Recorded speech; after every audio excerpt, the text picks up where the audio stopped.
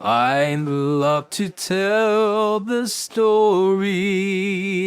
'Twill be my theme and glory to tell the old story of Jesus and his love. Let's begin our discussion today with a brief review of a movie that illustrates some issues with welcoming the outcasts. The Soloist is a 2009 drama film that is based on the true story of Nathaniel Ayres, a talented musician who developed schizophrenia and became homeless. The film stars Jamie Foxx as Nathaniel Ayres and Robert Downey Jr. as Steve Lopez, a journalist for the Los Angeles Times. The story begins with Steve Lopez hearing Nathaniel playing a violin on the streets of Los Angeles. The violin only has 2 strings, but Nathaniel plays beautiful music. Intrigued by Nathaniel's talent and story, Steve writes a series of articles about him that gain significant public attention. As Steve gets to know Nathaniel, he learns about his past as a Juilliard-trained musician and his struggles with mental illness. Nathaniel had trained on the cello at Juilliard for 2 years until his schizophrenia forced him to leave. Steve becomes determined to help Nathaniel, trying to get him off the streets. However, Steve soon realizes that helping Nathaniel is not as straightforward as he initially thought. He continues to think that he knows what is best for Nathaniel and how to fix him, but he does not understand the mind of Nathaniel. A quick fix is not possible. Still, he is willing to make significant sacrifices for Nathaniel and go into very dangerous places to help him. The theme of helping the outcast is central to the narrative of The Soloist. Through the relationship between Steve and Nathaniel, the movie explores the challenges and rewards of reaching out to the outcasts of society. Steve's initial motivation is to write a compelling story, but as he gets to know Nathaniel, he becomes genuinely invested in helping him. This journey is not without its difficulties. While Steve is helping him, Nathaniel physically assaults him and threatens to gut him like a fish. Most people would give up on Nathaniel at this point, but Steve continues to try to help him. Steve is learning that helping a homeless person with mental illness is complex and requires patience, understanding, and compassion. The film highlights the importance of seeing the humanity of every person, regardless of their circumstances. It shows that small acts of kindness and genuine connection can make a significant difference in the lives of those who are often overlooked and forgotten. The Soloist ultimately underscores the value of empathy and the impact of extending a helping hand to the outcasts. Let's examine what we think about outcasts and how that compares with God's expectations of us. Here are a few questions to help us do that. First, we need to ask, who are the outcasts? Outcasts are people who are marginalized, excluded, or rejected by society. They can be outcasts due to their social status, economic condition, race, religion, gender, sexual orientation, physical or mental health, or other characteristics that set them apart from the majority. Some of the major groups of outcasts are the homeless. People without stable housing face living outside the mainstream of society. Many people hold negative stereotypes about the homeless, assuming that they are lazy, addicted to drugs or alcohol, and responsible for their situation. These stereotypes make them excluded from society. Since most people do not understand the challenges and systemic issues that contribute to homelessness, they have a lack of empathy and support for the homeless person. Encountering a homeless person can make people uncomfortable or fearful, leading them to ignore and avoid that person. The disabled. Those with physical disabilities are often marginalized when they have special needs. Also, they can be excluded due to lack of access. Society often emphasizes physical appearance, so extreme deviations from the norm tend to make other people uncomfortable, even if they don't consciously realize it. Many people cannot even look at a person who has a physical deformity. A few years ago, I was having lunch with some friends at a restaurant when a handsome man, about 30, came in. His arms and chest revealed that he exercised them regularly. Everyone stared at him. Unless he was looking in their direction, they would not look him in the eye. The problem was he had no legs. He propelled himself by using his arms and hands. You could sense great discomfort in the room. The mentally ill. A person with a mental illness is often excluded because most people have no idea how to deal with a person who carries that burden. Besides, they think it would be too dangerous to get involved. Ex-cons. Individuals who have served time in prison may struggle with finding their place in society, and they face rejection because people assume that they cannot be trusted. People in the mainstream cannot identify with the people in these groups, so they ignore, exclude, and reject them. Our next question is, what might be the mental state of an outcast? The psychology of the outcast is a complex topic.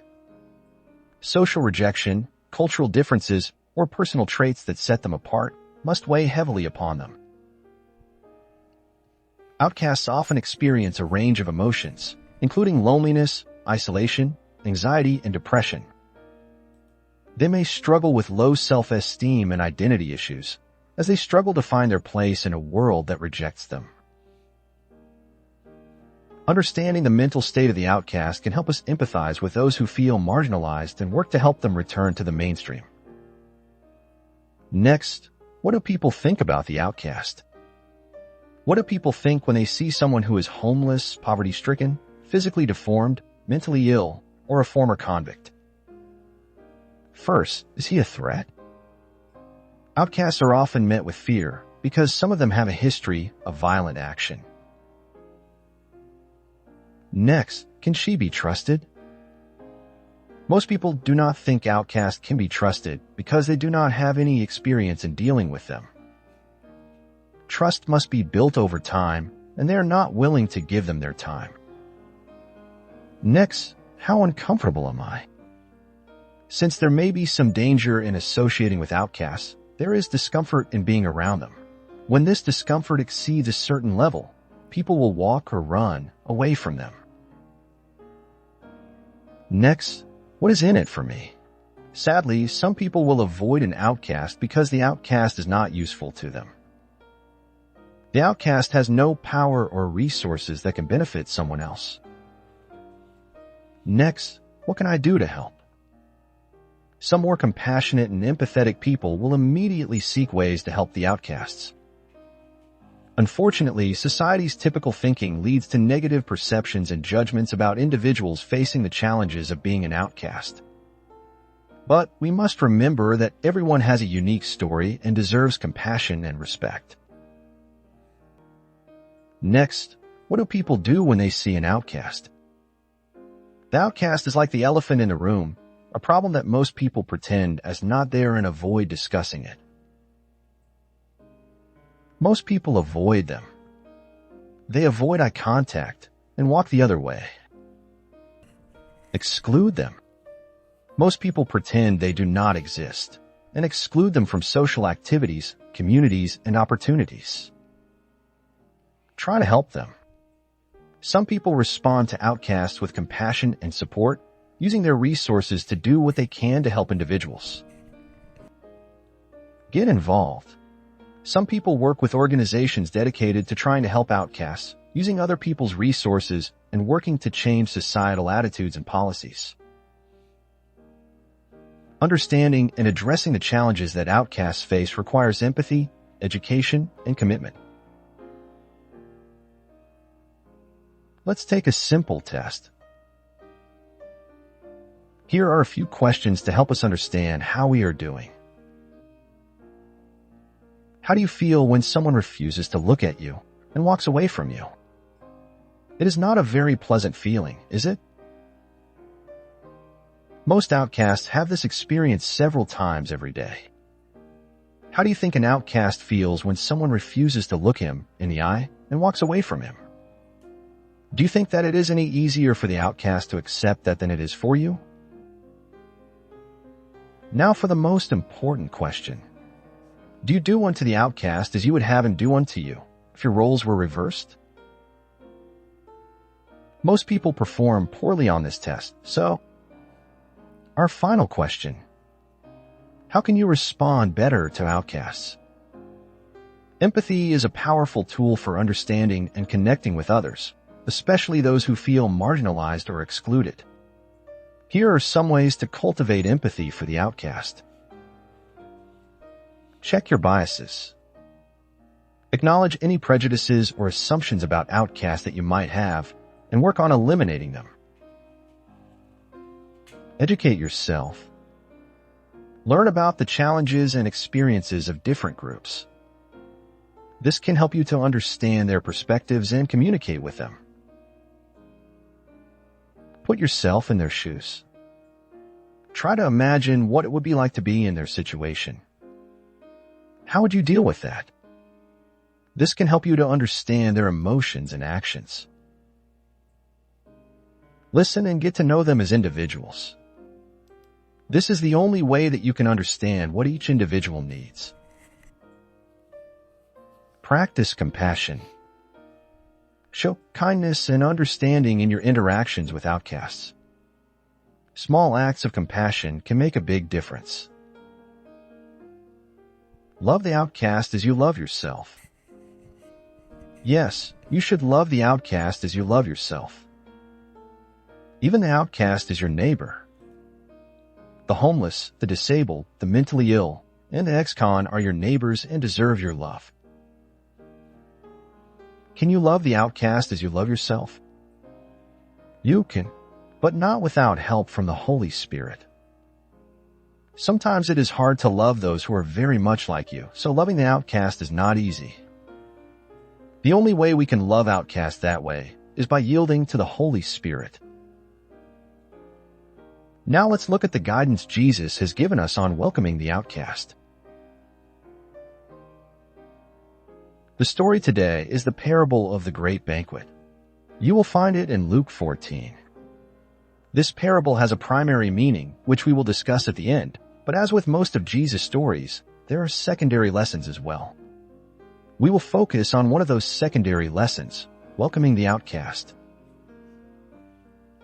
The first 15 verses of chapter 14 provide an introduction to the parable. In this introduction, Jesus is invited to dinner with some Pharisees, and he teaches 3 lessons we should remember as we study the parable of the great banquet. Our first lesson will be on helping even in the face of opposition. Jesus was invited to dinner by some Pharisees, and it happened to be on a Sabbath. The Pharisees had many superstitions about what was not permitted on the Sabbath. A likely reason for the invitation to this dinner was to see how Jesus would respond to the presence of a man who had dropsy. When Jesus saw the man with dropsy, he asked the Pharisees, "Is it lawful to heal on a Sabbath?" The Pharisees were always trying to trap Jesus. While they condemned him for healing others on a Sabbath, they also knew, but would not admit, that the healing he did must be the work of God. Finding it difficult to answer his question, they remained silent.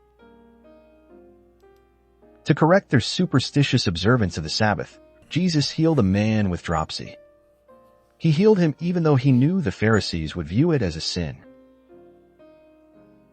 And then he asked them what they would do if they had a son, or even an ox, that was in trouble on a Sabbath, falling in a well, for example. Would they rescue their son or the ox? If they were free to rescue an animal on the Sabbath, how foolish would it be to deny help to a person made in the image of God? They recognized that they were on thin ice and could not reply. He had shamed them into silence. So Jesus' first lesson to the Pharisees and us is that we should love and help others even when someone might hate us for doing so. The second lesson that Jesus presents in this introduction is on humility. The Pharisees were very proud and self-centered and considered themselves more important than anyone else. Jesus noticed that when they entered the room, they chose to sit in the places of honor. Jesus said that when they enter a room, they should not choose the places of honor, because the host might embarrass them by making them yield their seat to someone the host considers more important. He told them that when they are invited to a dinner, they should take the lower seats. Then the host might come to them and ask them to move to a higher place of honor. Then Jesus gave this famous teaching on humility. Anyone who exalts himself will be humbled, and anyone who humbles himself will be exalted. Our second lesson in this introduction is humbling ourselves, a necessary step to help others. Only then can we use our gifts as God intended. Pride gets in the way of godly service.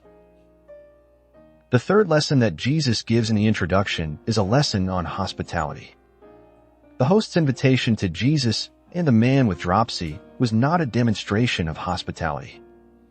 They were invited to achieve a political objective. Jesus said that the guest list for their dinner party reveals their heart. To invite family and friends is an act of civility, not an act of hospitality. Because family and friends are able and likely to repay them by returning the favor. That is no proof of love, merely a commercial exchange. Instead, they should invite the poor, the crippled, the lame, and the blind. Outcasts who could not return the favor. They would be demonstrating hospitality and generosity. They would not expect an earthly reward. Their reward would be paid at the resurrection. So our third lesson in this introduction is that true hospitality is the loving treatment of the unimportant and the undesirable, that is, the outcast. One of the Pharisees was strongly impressed by this statement about the reward being paid at the resurrection. He said, "Blessed is everyone who will eat bread in the kingdom of God." He implied that he accepted the invitation to God's banquet and would be there. Jesus wanted him to consider his sincerity in accepting the invitation, so he told the Pharisees the parable of the great banquet. Jesus presented these three lessons to prepare them, and us, for hearing this parable. In this parable, Jesus pronounces judgment on the Jews who have been devoted to the world and earthly things. It builds on the lesson on humility and serves as a precautionary tale for us. The master invited many people to a banquet that he was preparing. When everything was ready, he sent his servant to tell those he had invited to come to the banquet. But many were so entangled in the cares of this world that they refused to attend the banquet. Not only did that make them liars, but they also dishonored their host by refusing to attend. One man said he had bought a field and needed to see it. Another man said he had bought some oxen and had to examine them. Another man said he had married and could not attend the banquet. The claims that these men used as the reasons for their refusal to attend the banquet were only flimsy excuses to try to cover their self-centeredness. When the cares and concerns of this life make their demands on us and we do not have time for God, our old nature tends to put those things first and offer our The final part of this story builds on the lesson on hospitality and shows us the dangers of being controlled by the cares and concerns of this life. When the servant reported back to the master was angry, and he sent the servant back out with new instructions. This time the master wanted the servant to bring in the outcasts, the crippled, the blind, and the lame. There was still room, so the master sent his servant back out to bring in more guests. The master expected every seat at his table to be filled. Those who made excuses forfeited their place at the banquet and were replaced by outcasts. The master was not ashamed to invite outcasts to his banquet. All who would hear the invitation and respond were welcomed. The Pharisees had been invited to God's banquet. They had all committed to go when it was ready. The question was, would they go, or would they be too occupied with their pride and selfish desires? The primary lesson of the parable is clear. God's kingdom has come. Jesus sends his servants forth with invitations to God's kingdom. Those who hear the message are invited to share in this kingdom. They should not make excuses and delay, because Jesus will not hold a place for them. Instead, he will fill those seats with others, even the outcasts. He wants his house to be full. The conclusion of this message is, God sends us as messengers with the invitation to his great banquet. He is not ashamed to invite the outcasts. We must present his message even to those who might seem unlovable. All who hear and respond to the message will be members of the family of God, no matter what we think of them.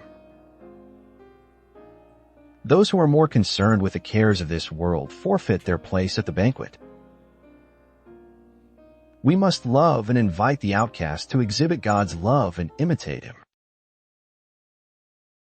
I love to tell the story. 'Twill be my theme and glory to tell the old story of Jesus and his love.